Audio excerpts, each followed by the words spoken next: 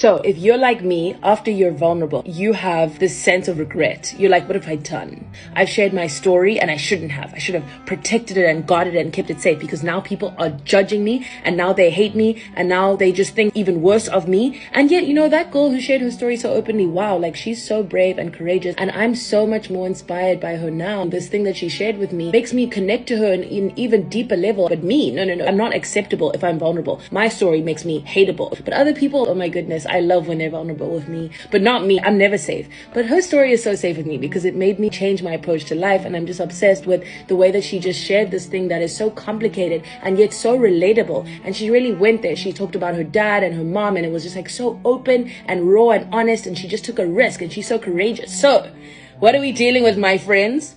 The beautiful mess effect, which is something that has been coined by psychologists to describe the mismatch between the way that we regard other people's vulnerability as making them more human and interesting and complex and lovable and wow, so courageous for you to share that. Now I love you even more, versus ours. Oh, I'm so ashamed. What have I done? Why did I share that with those people? Now they're judging me. They hate me. They think less of me. They're only going to pretend that they don't.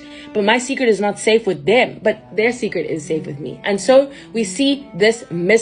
It's called the beautiful mess effect. It's in relation to Brene Brown's concept of the vulnerability hangover, which is this very common human experience where after you've been vulnerable with people, the next day or just after, you feel this deep sense of shame and regret and what have I done? Why did I share that? And so I love that language, vulnerability hangover, taking the metaphor of the hangover, applying it to vulnerability. It just works, okay?